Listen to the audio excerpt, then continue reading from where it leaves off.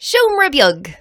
Hello, ladies and gentlemen. Welcome back to Siomra Beag. Welcome back to the Tiny Digital Room. I'm the Michael of Michaelandbenjaminspodcast, and I am joined by the man who was conceived in the early 90s specifically to undo the social injustices that had been caused by the 80s. It's Benjamin Colopy.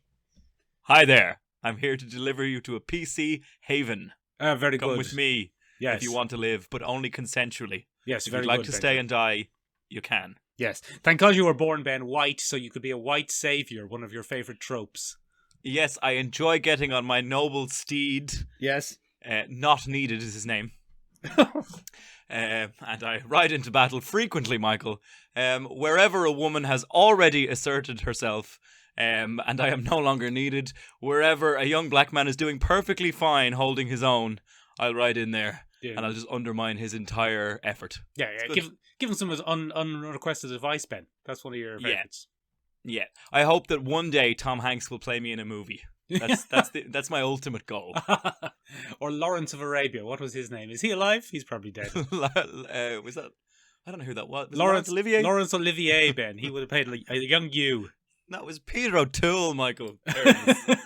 I just associated an old actor named Lawrence. Yeah, very good. Benjamin, speaking of things that nobody asked for, do you have any theme music for us? I do actually. I've been working on this one. You ready? Yeah, go on.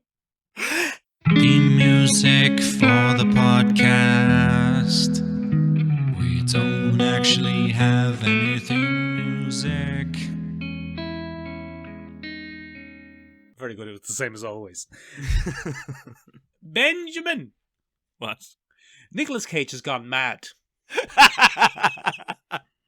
Yeah, he has. Michael, he's just living his best life. It must be quite freeing, Michael, to have any script pass your desk. And I mean any script. Any script. And just to be able to say, yeah. Yeah, we'll do that. We'll make that. That seems derivative. But look, I don't care. Yeah. Yeah, I did Mortal Kombat last week. I mean, it's so interesting. From the A-list of the A-list, Michael. He was in Leaving Las Vegas. He was in Leaving Las Vegas. The Rock, Michael. Yeah, Dwayne Johnson, yeah. He was inside The Rock. Yes. Yes, in the gay porn Between a Rock and a Hard Place. Oh, very good. That's clever. And yeah, so he was in all these big movies back in the day. Face Off with John Travolta, Michael. Yeah, I want to take his face off. National Treasure, which we now know from recent events is completely inaccurate as to how people would actually storm a capital. Yeah, much easier. Much easier. Much easier, apparently, yeah. Apparently there's no security, and what a ridiculous idea for a film. Yeah, if he just had a red hat on, they would have let him in. And now, Michael, he does things like The Colour of Space. Mental. Mandy, mental, yeah. Mental. And now, Michael, we've been blessed. Don't forget jiu-jitsu, Ben. Do not forget jiu-jitsu. Jiu-jitsu, Michael. And now, Michael, we've been blessed with two things, actually. One, he's hosting the History of Curse Words on Netflix. Oh, fucking hell, is he? Yep, so that's one of his gigs. And number two, Michael, we have been graced with the trailer that is Willy's Wonderland. Yeah. Ben, looks derivative. Michael, it looks fucking mental, is what it looks. I don't know what it looks like, but I'm into it. Very derivative, Ben. It's B-movie schlock, Michael, and that's being generous. It is, but Ben, I don't know, Ben, if you're au fait with the youth culture, but there was a video game a few years ago called Five Nights at Freddy's. Yes, I know, with demonic animatronics. And they were animatronics, Ben, and they were coming to get you. And you were the hapless night watchman, Ben, who was sent in to keep an eye on them, and if you didn't keep an eye on them enough, they'd get you. Yeah, and then you'd be got. Yeah, then they'd eat you or kill you or some such, Ben. And it's that, but for some reason, the animatronics are the victims. Yes, it would appear that it's a little M. Night Shyamalan twist where it turns out they actually steal the line from Watchmen, Michael. It's in the trailer. They just flat out steal it, Ben. He's not in there with them. They're in there with him. So he's just kicking the shit out of these animatronics, Ben. It's fucking mad shit. What's going on? Animatronics. They're supposed to be like malevolent, demonic entities, and instead it's just madness, Michael. It's just getting the shit kicked out of them by Nicolas Cage. Yeah. What happened, Michael? Did he end up in a big tax thing like a Wesley Snipes? There's a tax thing, Ben. There's a history of poor investments. I think he might be a bit mental, to be honest with you. I mean, I always suspected as much, Michael. Mental and famous. Yeah, Con Air. What a film. Yeah. I don't know if I'll watch this, Ben. I'll probably watch it some Friday evening when I've nothing else to do. And I'll go, I should watch that animatronic thing with Nicolas Cage. Yeah, and then we'll do an episode on the best animatronics in pop culture. Oh yeah, that'll be a good episode, actually. Yeah, it'll be about 6. No, the Velociraptors. Oh yeah, that would be a good episode, Michael. Do we know anybody in special effects? Yeah, we know a few people, Ben. We'll talk about that off the air. Yeah, let's do that. That's because, I mean, people probably don't want to be let in on our It's fascinating podcast planning discussions. Yeah, behind the scenes. There's nothing behind the curtain, Ben. It's just nudity. It's just, we just do the podcast in the nip. Yeah. So, ladies and gentlemen, Nicolas Cage just on another wild B-movie spree. Now, what was this other thing you were telling me about? Now, Michael, the next thing that we have to talk about, Michael, is young Anthony Mackie has sold his soul to Netflix, which we kind of already knew because he did Altered Carbon Season 2. Alternate Carbonate, yes. And I think the reason that people do these things is just so they can have a never-ending supply of Netflix things they can be in. Yeah. And the next thing he's going to be in, Michael, is Outside the Wire. Now, when I saw this, Michael, yes, it was a bit deceptive. Because the way they've phrased Outside the Wire is the word outside is quite small. Right. And then it just says The Wire. Oh, Anthony Mackie's in the TV show The Wire. And Anthony Mackie and a young man are walking, and it looks awfully like The Wire. It looks like they're having one of those down in the streets life discussions. From the TV show The Wire. From the TV show The Wire. Yeah. But Michael, it's not that at all. Go on. It's not that at all. You'll recall in 2015, Michael, out came a film called Ex Machina. I do remember it, Ben. What's his name was in it? Oscar Isaacs. And Donald Gleeson. Donald Gleeson, son of Brendan Gleeson. Son of Brendan Gleeson, noted fan of the podcast, who has one of our t-shirts. He does. We sent it to him. We've never seen him wear it. We've never seen him wear it, but we assume he loves it. Yeah. So what happens here, Michael, is in that wonderful film, there's kind of a subversion of the male gaze, and the robot in it played by, is it Alicia Vikander? Is that Alicia Yes, I think Vikander? it is, Ben. I think they prefer to be called homosexuals these days, though. Women? No, male gaze. Ah, okay. Very good, Michael. Very good. I've that done was a little, excellent. bit of wordplay there, Ben. That was excellent, Michael. Bit of wordplay I did there. think you were asking me to call women homosexuals. And I was like, that's bold. It. No, that wasn't it. That's It was a bold. joke, Ben, on the fact that the word gaze to mean like a stare and gaze, the plural of gay, are pronounced the same way. Anyway, Michael, it's a very subtle film. It's very well done. It's very well scripted. And somebody at Netflix saw that and went, "Oh, we could do that with a man." Oh yeah, that'll be just as good, if not But better. you know what it'd make it? Do you know what would make it even better? If you was a man in the army, and instead of subtly manipulating two men into freeing her from her prison, we could just have him go around and kick the shit out of stuff. Oh yeah, And they're good. like, oh yeah. Let's do that. So that's what we've got, Michael. We've got Anthony Mackie as a kind of AI construct. Okay, he's a cyborg or an android. And he's in a war zone, Michael. He's a US military weapon, and he gets paired up with a young rookie who doesn't follow rules well, and they say, "Oh, we'll give him to," I don't know what the character's name is, but I can call him Mackie. Okay. We're going to give him to Mackie, and those two kind of form a bond. But Michael, Yes. what if the robot is playing both sides of the conflict? I bloody knew it. And what happens is we get a similar Donald Gleeson, Alicia Vikander relationship in that, you know, he's entered into this kind of world with new rules and new things. And the first thing that he's told by Anthony Mackie is, "You have to trust me." Oh. And then, Michael, at the end of the trailer, we hear it again, but this time it's kind of echoey and ominous, and we're led to believe that, oh, maybe he shouldn't have trusted him. Maybe he shouldn't have trusted him ever at all, Ben, because he's a robot. It looks to be, Michael, a bit of a geopolitical thriller, a bit of robots are better than men, a bit of what if robots are worse than men? Oh yeah, what if they're not to be trusted, just like men? What if they're a pack of dicks?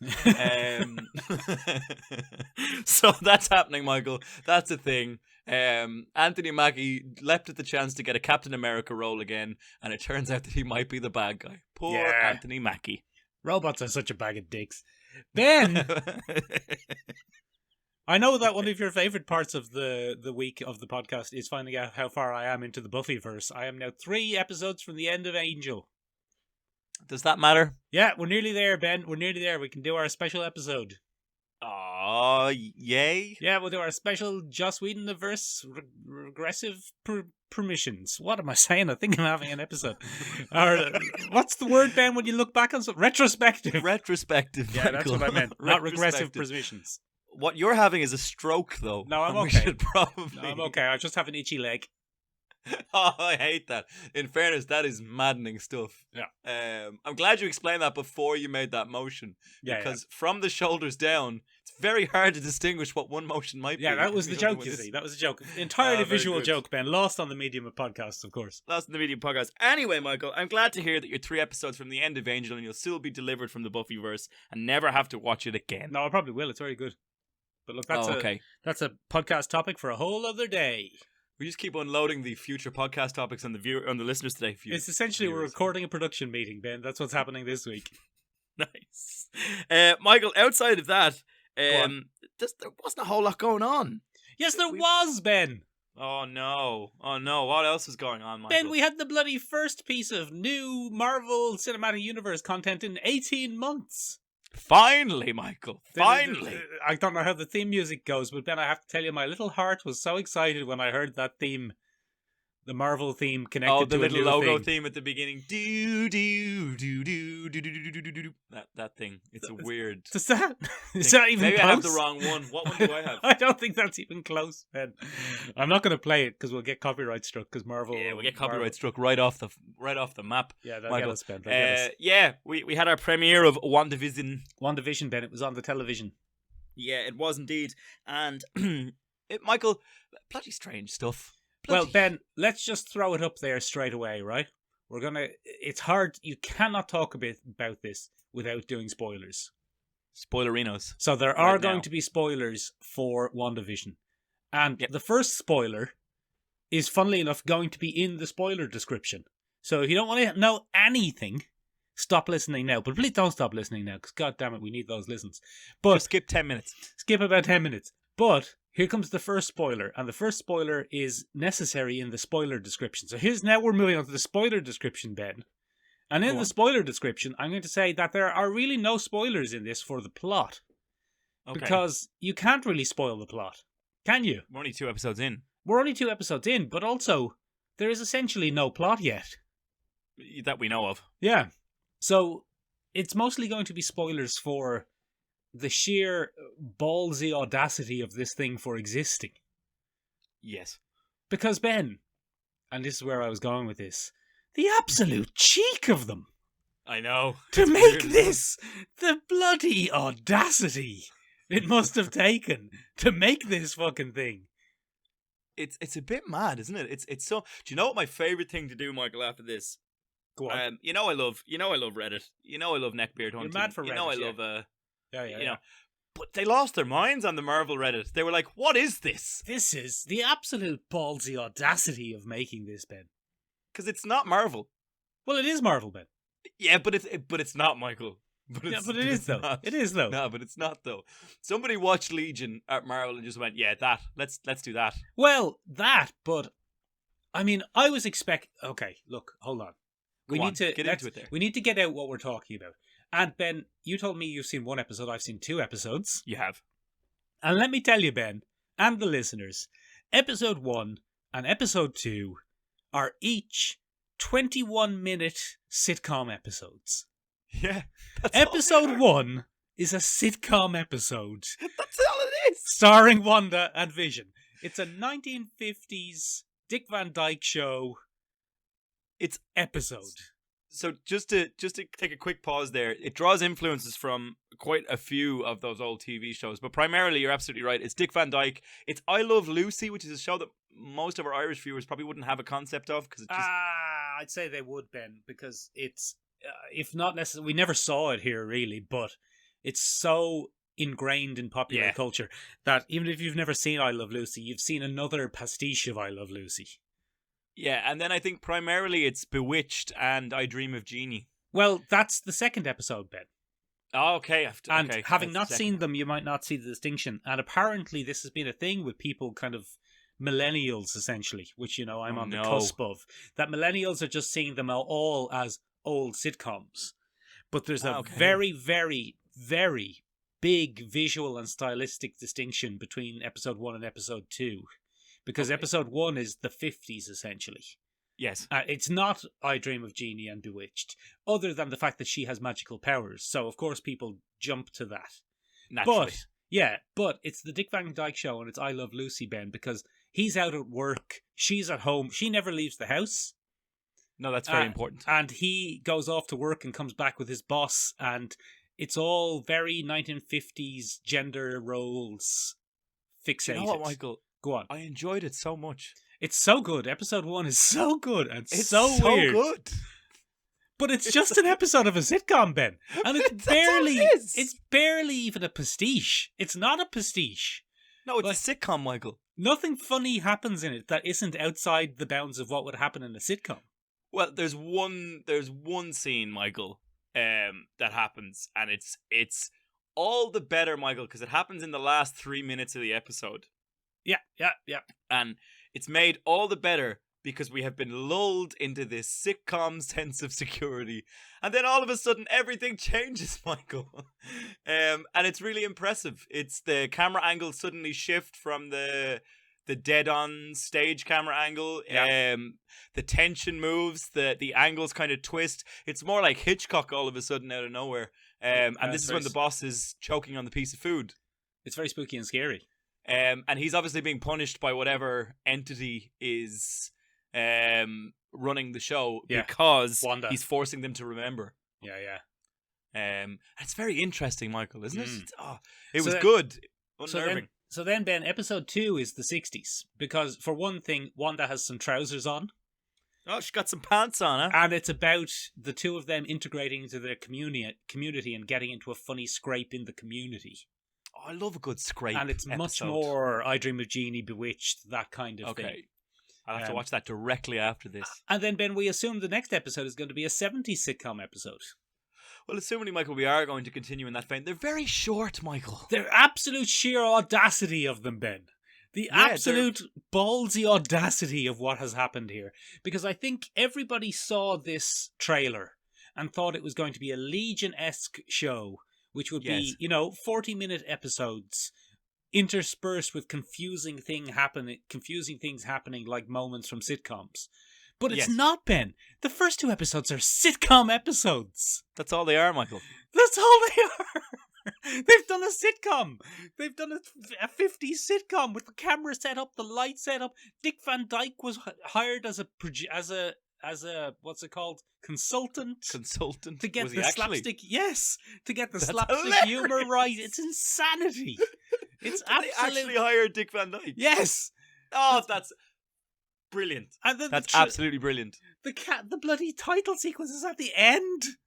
Yeah. It's mental. I've been speculating with my good lady friend Ben, who also thoroughly enjoyed it. Let's not get past the fact here that I thought this was great.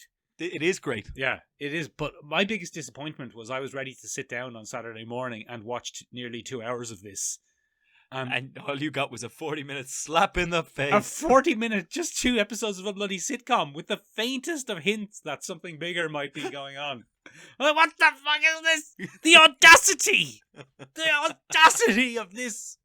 They got you. They did. They got me good, Ben. And like, I'm annoyed now. I'm actually annoyed at Marvel.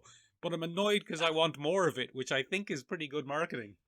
Yeah, it is. It's pretty solid. Pretty solid. So, yeah, I mean, my feeling is each episode... Let me just spoil a little bit for you, Ben. Episode 2 has an even bigger breakdown of reality than episode 1. Great. And I suspect that as we go forward into later decades, the breakdowns in reality are going to get bigger and bigger and bigger. And then I wouldn't be surprised if by episode 6 or 7 we're actually into 40-minute Marvel TV you think show they're episodes. literally going to mirror the format? I think I don't know. I think they're gonna. I don't know. I don't know, Ben. I don't know if every episode's going to be 21 minutes. But I mean, there are clips of her, with modern lighting and a kind of documentary style setup, which looks like it might be a Modern Family style pastiche. Oh, or an Office. Or The Office, yeah. But I mean, the Modern Family and The Office are from the same genre, really, aren't they? So they're almost exactly the same. So that's the 2010s covered, or the 2000s he's covered. Like, it might just so interesting. It might just continue all the way up to that, and then go 3 episodes of Marvel Cinematic Universe blockbuster at the end. Or, you know, this is the thing, they've thrown off the shackles of network television restrictions. Yeah. And they can have a 21-minute episode, a 26-minute episode, a 33-minute episode, a 9-minute episode, a 2-hour episode. They can do whatever they want. So they started that experiment with The Mandalorian, because whenever you watch The Mandalorian, you're not sure if you're going to get a 40-minute episode or a 32-minute episode, or sometimes you get a 29-minute episode, Michael. Yeah. And people don't hate it, but it is jarring for people who've grown accustomed to a certain length. And you're like, what? Where's the rest of the episode? No. Come back. And funnily enough, Ben, I've encountered 2 things this week unrelated to this that kind of match in with that. I was watching an episode of Angel, Ben, which was produced and ended up being 3 minutes too short. So an extra scene had to be filmed. Gas. Yeah, and there's an extra scene at the beginning that's not really related to the whole episode. I also, Ben, watched an episode of Transformers this week for our main topic, which we'll discuss in a while. And And that finished with a 2.5-minute discussion of who the Autobots and Decepticons were, obviously because the plot ended up too short that week. Which is like, this is mad shit. And that's gone now, because they can do whatever the hell they want. Disney really is, in that sense, kind of pushing the envelope a little bit, because Netflix doesn't experiment with runtimes like that. Netflix gives you their runtime. Do you know what I mean? They follow the network runtimes quite heavily. Maybe in their big things, but not in their smaller experimental things. Oh, really? Yeah, I can't give you an example off the top of my head, Ben. Sorry, unfortunately. But I have seen things on Netflix where episode length varies wildly. That's mad. I didn't know that. I'll look up in a couple of examples. I don't watch enough TV, Michael. It is happening, though, Ben. It is happening. But yeah, it's wild. It's wild. It's a wild thing that this exists. Yeah, I really enjoyed it. I found myself going, because I kept waiting for the twist. Yeah. And it never really came, Michael. No! And I was like, oh, that's bold. And it doesn't come in episode 2 either, Ben. And episode 2 ends as a sitcom. You're like, what the fuck? When's it going to be superheroes? I thought we'd get a reveal when they pan out from the kind of TV station control room. No! We just got a hand turning off a screen. Yeah, and it ended. It's fucking bonkers. Paul Bettany appears to be having an absolutely fantastic time. He's having the best. But Paul Bettany is one of those people, Michael, and I enjoyed his kind of Marvel story, because the day he was told by his agent to give up was the same day he got a call from Jon Favreau saying, do you want to do the voice of Jarvis in Marvel? And it kind of saved his acting career. He goes on about this a lot, where he's like, my work had kind of dried up by the time I landed Iron Man. I think you might be mixing that story up slightly. I think he was doing Jarvis, and that story is about when he was asked to do Vision. Oh, never mind. Yeah, but I mean, it's the same thing, because when he was doing Jarvis, how much does a voice actor get paid for a role like Jarvis? Not that much. I'd say he probably got $100,000, maybe. Yeah, at most. Mm-hmm. I mean, that's a lot of money for normal. I mean, I wouldn't turn it down. You wouldn't, Ben. You'd be like, Mr. Stark, there's a bloody rocket up your bum. Yeah, that'd be good. Right. That'd be good. Load the bloody artificial intelligence Ben acronym for British enigmatic nudist. Numpty. Even better. But yeah, so I always enjoyed that story, and you watch him in this, and he really is having a ball. He's having a great time. He's having a great time. And he has that big funny face as well, which is great for 50s sitcoms. He's such a tall man, Michael. He's a tall, skinny man with a big, long face. Tall, skinny man. I did really enjoy it, though, Michael. One of the things I really enjoyed was the costume change from Vision to Paul Bettany. I just think, the little flick of the head, and all of a sudden he's, it's just very good, Michael. A nice thoroughly little enjoyed show it, to Ben. I watch. thoroughly enjoyed it, and I'm intrigued as to what's going to happen. Not in the plot. I mean, I would like to know what has them in here. I think it's Scarlet Witch. I think she's having her own mental episode, and she's created this bubble, but she's kind of not entirely aware of it. But that's a bit Legion-esque of a twist. But that's not what really intrigues me. What intrigues me is what's next week's episode going to be? Is it going to be 21 minutes again? Am I going to wake up on Saturday morning and go down, have my little bowl of cereal, have a little bit of sugar on the top of my Wheatie Bix, and am I going to be eating my cereal and then it's over in 21 minutes? Or is it going to reach 21 minutes and the credits roll and then it goes and then we see what's happening outside the bubble? Because we know we're going to see what happens outside the bubble eventually. Because we know Randall Park is in it. We know Kat Dennings is in it. Kat Dennings. Kat Dennings is in it. She's doing some research, I guess. What? She was doing a doctoral... Oh, no, she wasn't doing a doctoral PhD, was she? Maybe she moved into physics.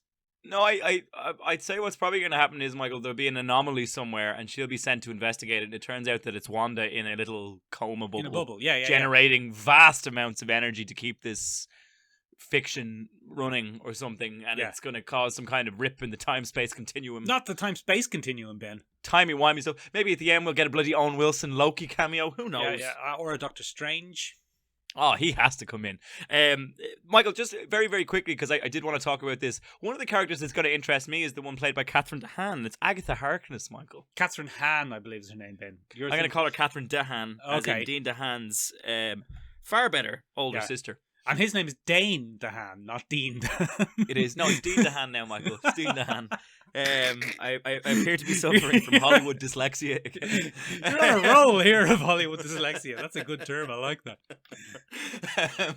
I am the world's first sufferer of Hollywood dyslexia, Michael. And One of my favourite actors is the actor Matthew Damon. He's got little horny horns. And Ben Affleck. Ben Affleck. Anyway. Michael, Agatha Harkness is kind of a fascinating character in the Leonardo Marvel DiCaprio. comics. Yeah, he's very good too. He's a nice cheesy salad. Delicious.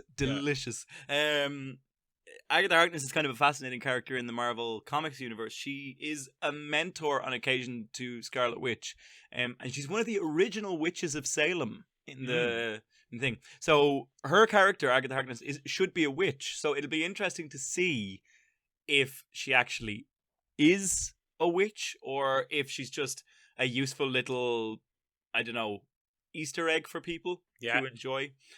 She has a fascinating history in the Marvel Comics. She was Franklin Richards, Reed Richards and Sue Richards' son, nanny. That's how she was first introduced, and she was just casually a witch. The Frightful Four attacked one day, and the Fantastic Four are out on a mission, and they're all rushing back to save Franklin. And they get there, and the Frightful Four are absolutely destroyed, and they're a bit decimated. And Agatha Harkness casually kind of says, "Oh, by the way, I'm a witch, and this is no bother to me. Look at all of these magics that I'm doing." And it's one of the best things ever. Anyway, I'm looking forward to seeing the rest of it, Michael. I'm assuming we're going to get it's not Full House. What would be next week's I was talking about this with my good lady friend, Ben, and I don't know. I'm not that au fait with American sitcoms through the decades. Yeah. So I don't know. I don't know what your classic 70s sitcoms are. I suppose the big one is Happy Days. I mean, Happy Days is there, but that's set in the 50s, isn't it? So I don't know if they're going to do it again. Yeah. They have, it's a family affair is one of them. And then whatever the Cosby Show was, but I doubt they'll touch the Cosby Show for obvious reasons. Well, the 80s will probably be... The 80s, it will depend on whether they're going wholesome and American values, like Full House and that one with Michael J. Fox. What was that called? Family Ties? I'm assuming it'll be one of them. Or do you know what I'd love to see, Michael? Like Married with Children. A bizarre 90s Seventh Heaven homage. A bizarre Christian pastor 90s. It does seem to be... It's sitcoms, though, Ben. It doesn't seem to be just TV in general. It does seem to be sitcoms. Okay. So 90s will almost undoubtedly be a Friends or a Seinfeld. Friends, yeah. If they do that. Paul Bettany Seinfeld. Sold. Yeah, I know. Sold. It'd be great. He'd be gurning his face and going, the thing about this, Elaine, is that what's the deal with phasing through walls? Steinfeld is stunning. Steinfeld, Don't you dare besmirch Seinfeld for me. Steinfeld, yeah. Hollywood dyslexia strikes again.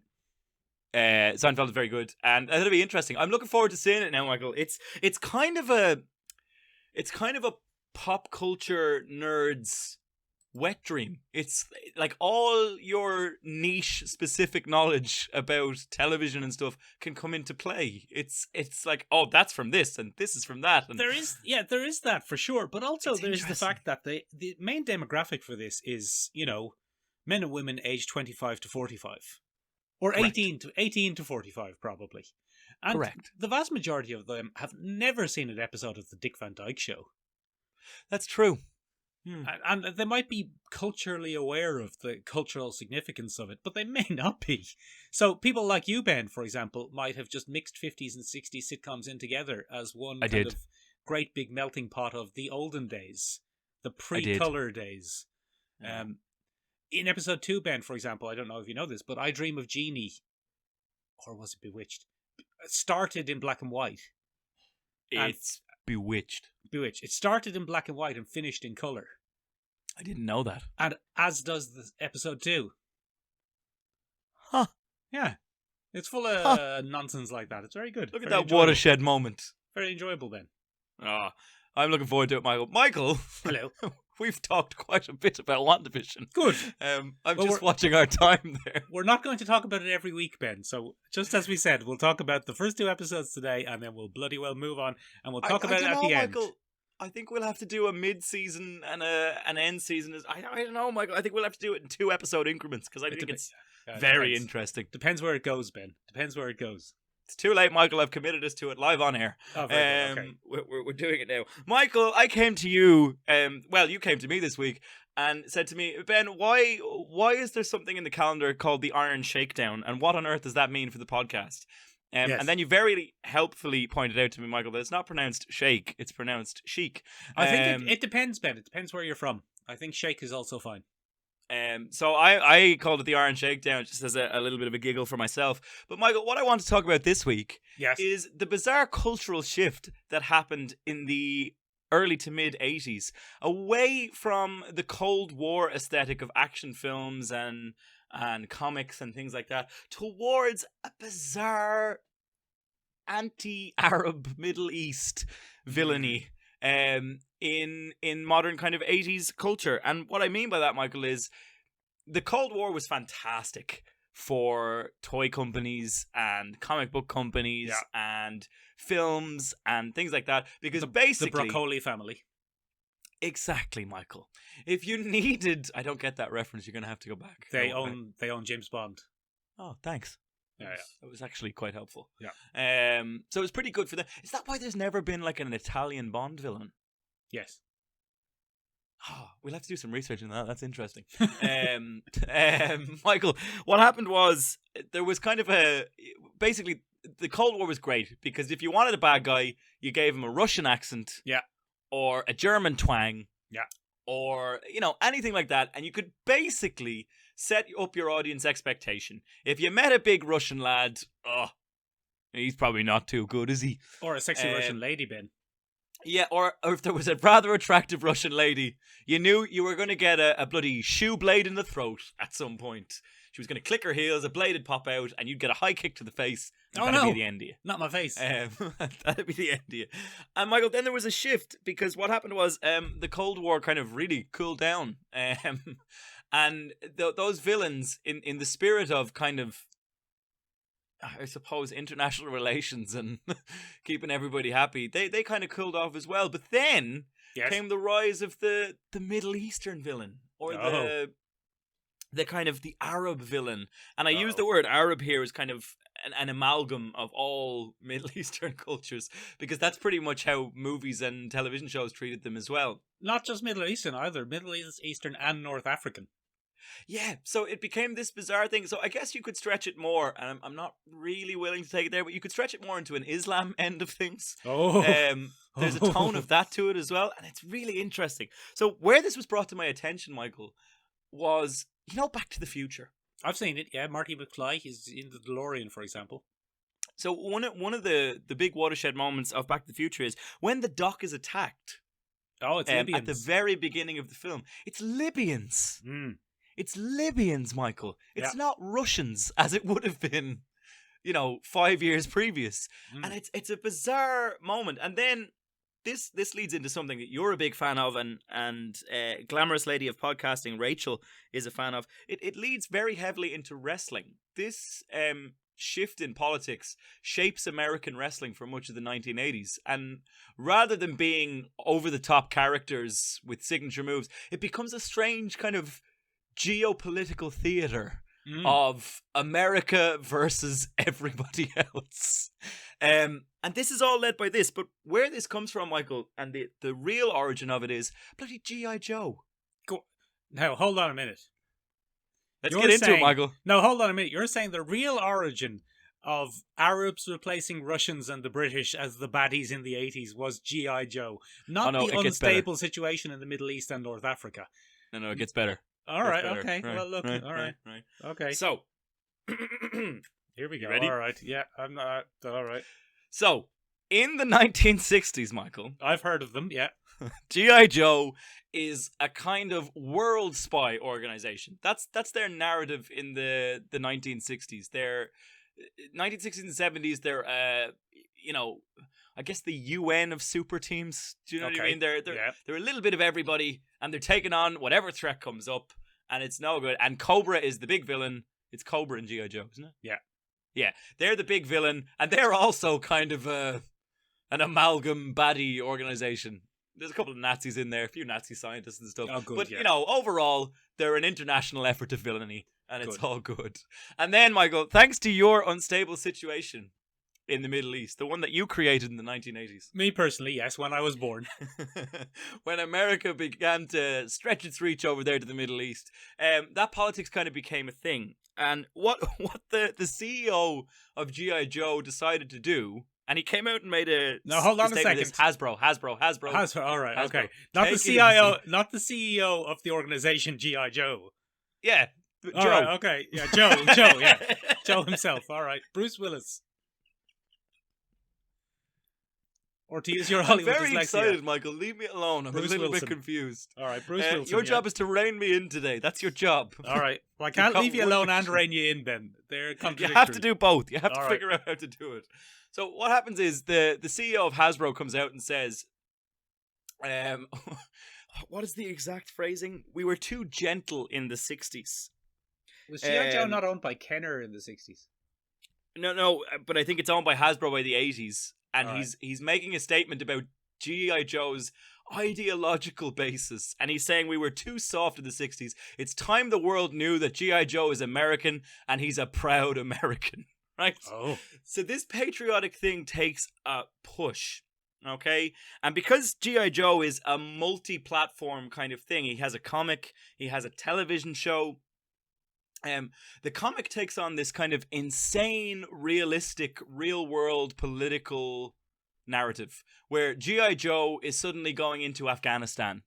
Right. And G.I. Joe is helping out South American rebels. And G.I. Joe... And it becomes this bizarre kind of almost nationalist propaganda thing. And when you look into it, and this happens across the movies of the 80s as well, where we see, all American males taking on the Arab threat. If you watch the end credits of a lot of those 80s films, funding is provided by the US Department of Defense. Yep. And when you look at G.I. Joe, Michael, Yeah. they were provided with money from the US Department of Defense. Yeah. So everything that Americans enjoyed as children in the 80s was propaganda, literally. It's not a weird cultural shift. It's not an optional thing. It was an active propaganda attempt by the U.S. Department of Defense. Perhaps and this blows my mind. Perhaps one of the reasons, Ben, that here in good old Europe we didn't really get G.I. Joe. Thank God for that. G.I. Joe. Thank America. Thank the flag, Ben. The G.I. Joes were relaunched here as Action Man and later Action Force. Same figures. But an entirely different, no storyline really. They were just kind of generic army men fighting generic baddies. Excuse me, Dr. X was a villain beyond compare. He had a scar over one eye. And they didn't really, they weren't real American heroes here, thankfully. thankfully, oh man, I still have like Ninja Action Man knocking around my house somewhere. He wore neon orange shorts and he had a Very bandana. stealthy. Yeah, very And stealthy. that made him a ninja. So yeah, Sounds like modern cyclist G.I. Joe. Shouting at now with special shouting at motorist action. You bastard! You bastard! Give me this some is a room. cycle lane. Do you know how vulnerable I am compared to you and your car? Fucking destroying the planet, you bastard! Modern cyclist action man. Will you feck off, Eamon Ryan? Get to work. Yeah.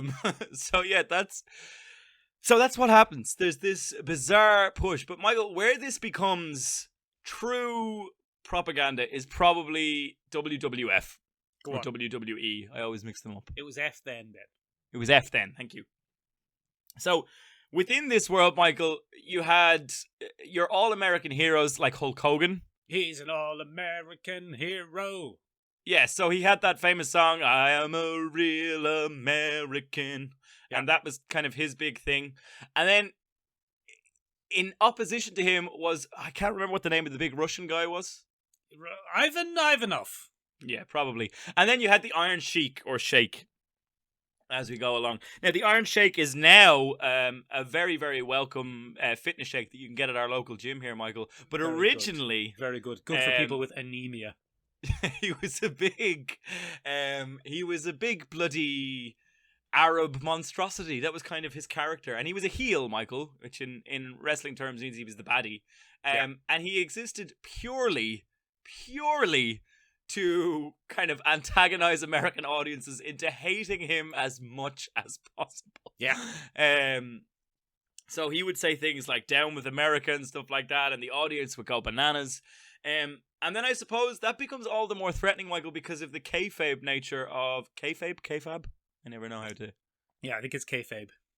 Kayfabe is the kind of indoctrination of wrestling lore into real life. So when you interview those characters outside of the ring, they maintain their storyline and kind of keep up the pretense that they are who they say the all-American hero or the Arab heel or whatever it is. But that gets really intense, Michael, because what it becomes is, like, a lot of wrestling fans buy into that wholesale. They're like, yep, love it. It's all real. It's all true. Especially back then when, like, fake wrestling wasn't as big as it is now, where everybody goes, yeah, it's fake. But, it's yeah, you want to watch with the term fake wrestling, Ben. You're gonna alienate some of our audience there. God damn it. God, steer me right there. Quickly. Sports entertainment, Ben. Sports entertainment, if you want to go. Sports entertainment, thank what you. They call it these days. Or just wrestling, Ben. We'll stick with wrestling. Just say wrestling. Yeah. But what happens there, Michael, is that becomes the indoctrinating thing. And it really pushes this narrative of Arab bad, America good. Yeah, and this is the real America. And again, I think you're right, Michael. I think because we exist over here, it just doesn't hit the same way. Because it is that American-centric kind of pop culture that can alienate some of us, where we're just like, well, I'm not American, I don't get this at all. But it was just a fascinating shift, Michael. And I read about this with absolute fascination as kind of the roots of Islamophobia within American culture. It's just really interesting. It's kind of a fascinating thing for me.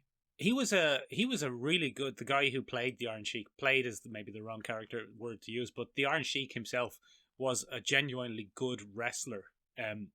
Amateur wrestling, like the combat sport of wrestling. He would have kicked the shit out of Terry Bollea. Who is? Hulk Hogan. Oh, okay, thank you. If he had to. That's fascinating. Yeah, he would have absolutely minced him. He was in a pretty fascinating documentary a while back, wasn't he? Because he fell on very hard times at one point. I think he became a drug addict at one point. Almost every wrestler becomes a drug addict. There's a sweeping statement for you, Ben. It's very hard on the body and the mind. Yeah. Constantly being on tour and beating the shit out of yourself. So there's a really interesting documentary that was released in 2014 called The Sheik or The Sheik. Sheik. And it's all about his kind of return to the spotlight after having his big plummet. And it's recommended watching here. Michael. It's a very interesting little documentary. But Michael, you have a special episode of something that you want to talk yes, about. Ben, I do. I bloody watched the thing because you said, Mick, we're talking about the misrepresentation of Arabs in American popular culture in the 80s. And Benjamin, as you know, one of my favorite things on the popular culture is the Transformers, Ben. They're small robots who are in disguise often as other things like cars. Or sometimes, Ben, giant scorpion cities or giant dinosaur cities. Oh yeah, well, I mean, it's important, Michael, to have range. Yes, Ben. So one of the most, maybe the most infamous episode of Transformers is from season 3, Ben, when they decided to do an episode based around the growing fear of the Middle East. Classic. Not the Middle East, actually, Ben. It's funny that you mention it. The third season of Transformers was 1986, I think. Okay. And that puts it a year. It was produced around the same time as Back to the Future, funnily enough. Dun, dun, dun. Exactly. So post-Ben Iranian hostage crisis and during the kind of height of the fear of Gaddafi and all of the various goings-on in Libya, Ben. So in this episode, Metroplex, Ben, he's a big city. He's a transformer who turns into a city. What? Yeah, he turns into a city, and he's like, oh, I'm Metroplex, I'm going to turn into a city, and then back into a big, huge man and kick the shit out of you. What? That's what he does. He turns into a city. Can you drive around it like it's like a proper city? He turns into a city, yeah. He's gigantic. He could be Dublinplex like that. No, he wouldn't be Dublin-sized. Really, Ben, he's like a city, but, you know, he's more like a financial district. Like a Winnipeg. But a financial district doesn't sound as threatening as Metroplex. Anyway, Ben, Metroplex is fighting Trypticon. Trypticon's a huge dinosaur Godzilla kind of thing who also turns into a city. Fuck's sake. And they'll have a fight sometimes, and they'll beat each other up, and Metroplex will be like, get out of here, you big dinosaur, I'm going to kick you in the head and throw you in the ocean. So he does, he kicks him in the head and throws him in the ocean. And the Autobots are like, well, I'm glad that's the end of Trypticon, and we're never likely to see him again. But Ben, how wrong they are. Because only in the next scene do we see a cruise ship, and this cruise ship, captained as it is by Pedro Pascal, is sailing off the coast, Ben, of the North African nation of Carbomia. Okay. And Carbomia, Ben, is a kind of... Now, hang on. Is this a Mick creation in place of forgetting the actual name? No. Or is this just blatantly, overtly That's what racist? it's called. It's called Carbomia. The name of this country is Carbomia.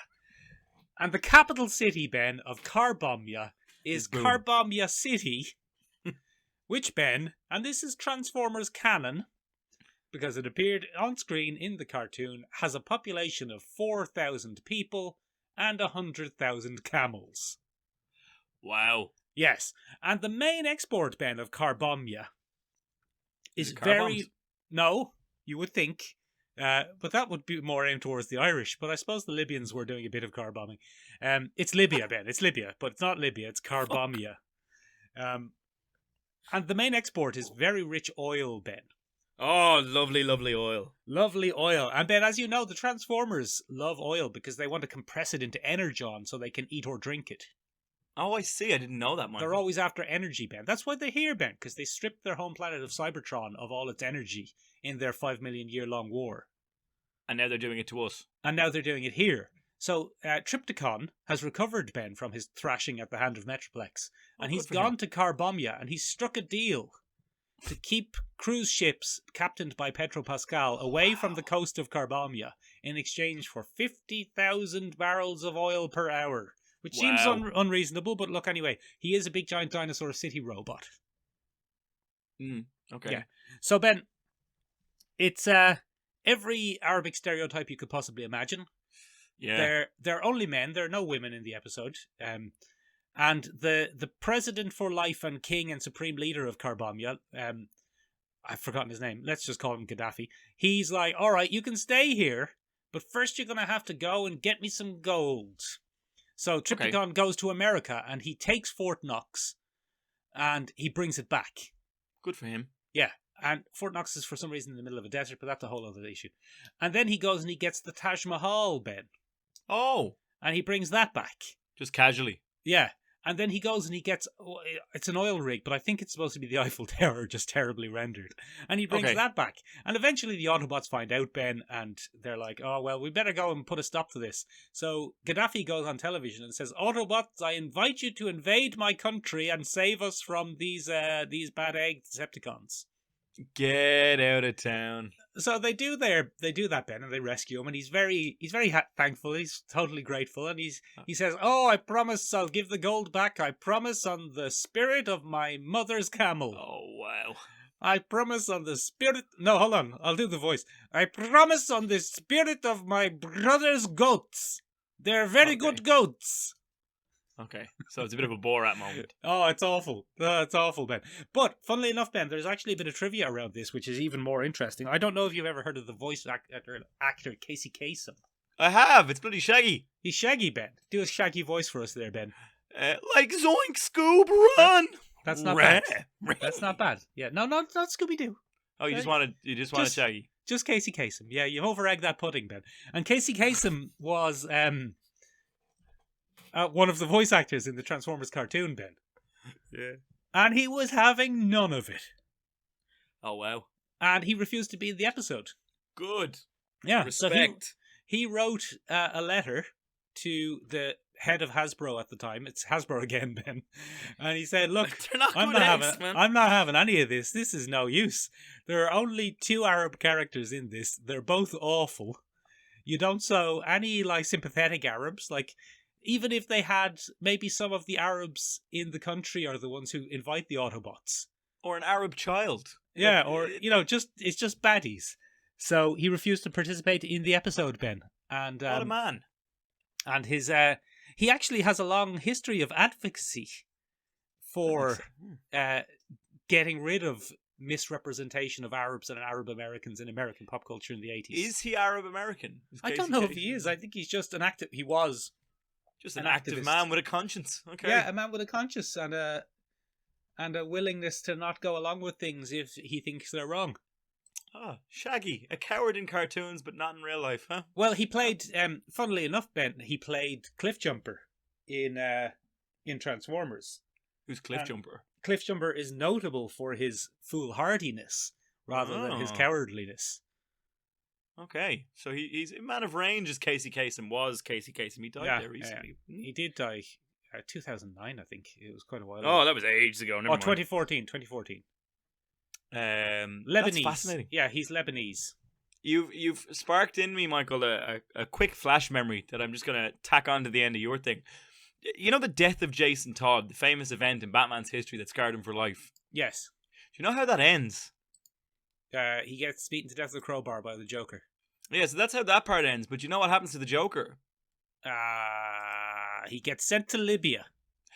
Yeah, he gets diplomatic immunity from Libya. Oh, and no he becomes their representative in the United Nations. What a guess. In America. So Batman can't touch him.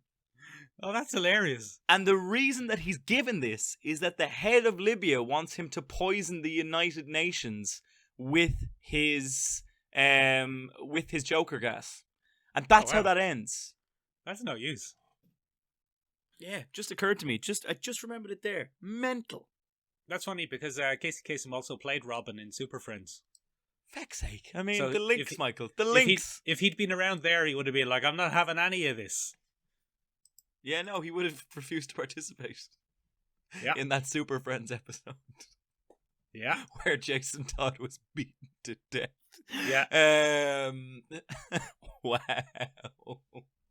Right. Well, that's it from us, Michael. That's our little deep dive into Islamophobia in American pop culture. I mean, we've scratched the surface there. I'm sure there's more, but it was just a fascinating thing for me, and that's kind of why we have the podcast, Michael, so I can sometimes take a whim and have a look at it. Ladies and gentlemen, what are your favorite moments of Islamophobia? No, we can't ask that, can we? I mean, we can ask what are the most egregious. Yeah, okay, let's do that. Did we miss any of the bizarre, racist, just wildly misrepresentative episodes of your favorite childhood things. What do you remember? What other thinly veiled kind of Arab characters can you think of that created mischief and mayhem? Let us know. You can find us in a couple of different places, ladies and gentlemen. We are on the interwebs at www.seomrabeag.com, seomrabeag.com. Yes, it means tiny room in Irish. If you don't like that, you can find us on the old social media. We're at Seomra Beag on Instagram. Same spelling. No Same change. meaning. Yeah, just about. And yeah, you can give us all your ideas there. Ladies and gentlemen, if you've been enjoying our episodes, do consider giving us an L review on whatever platform you enjoy your podcasts on. They genuinely help us quite a bit. Put us up the old. They put us up the old list, Ben. Yeah, they give us a little boosty boost. Ladies and gentlemen, next week is Shark Week in Get out of January. here! Oh no, which is not real. But Oh, Mick has no. been wanting to do a Shark Week episode. I think For Rachel wanted to months. be on this episode, didn't she? And months, say again. I think Rachel wanted to be on the Shark Week episode. Well, we'll get in touch with her after this and see if she's free. All right. And yeah, so we're doing a Shark Week episode next week. I Bloody don't know what hell. that's going to look like. Oh but God. You can also get in touch with us and talk about your favorite sharks. In Yeah, pop well, that's culture. what it is, Ben. That's what it's gonna be. I'm gonna Um, watch Jaws, Ben. Have you seen Jaws, Ben? I haven't. I'll watch it this week. You haven't seen the film Jaws. I haven't seen the film Jaws. Ladies and gentlemen, Ben has not seen Benjamin Peter Colopy. You're pretty close, Patrick. Film and television critic extraordinaire has not seen the film Jaws. So, if nothing else, the ridiculous idea to have an episode of the podcast based around sharks will have achieved making Ben watch the seminal film Jaws. 3 years in the making. And I Finally, mean the podcast seminal, is useful Ben. for something. I mean seminal in the sense of full of importance and change, not full of Not male jizz. reproductive fluids. Yeah, no. I mean, it could technically be full of seamen Yeah, well, yeah, because it's a shark. because it's shark. And Yeah, he's probably eaten eats them all. probably Yeah, eats people on boats. Yeah. Well, you'll find out, Ben, when you watch the seminal film Jaws. Yes, I will. I will find out. From that This is moment great, on. Ben. I was dreading this episode because it was a bad idea, but now it's great. Now you have to watch one of the best films ever made. Ladies and gentlemen, let us know who your favorite sharks are. I will be talking about the street sharks most definitely, because one of my favorite forgotten 90s cartoons. But let us know what your favorite sharks are in pop culture, and we'll have a chitty chat about it. Yeah, watch out for the Meg. It's coming to get you. It's coming to get you. That and the Chinese. Grand bunch of lads. Grand bunch Talk of to you lads. later, ladies and gentlemen. Bye-bye. Bye-bye. I forgot the sign-off I came up with last week, and I said it was going to be my new sign-off, so I'm going to go... See you, listeners.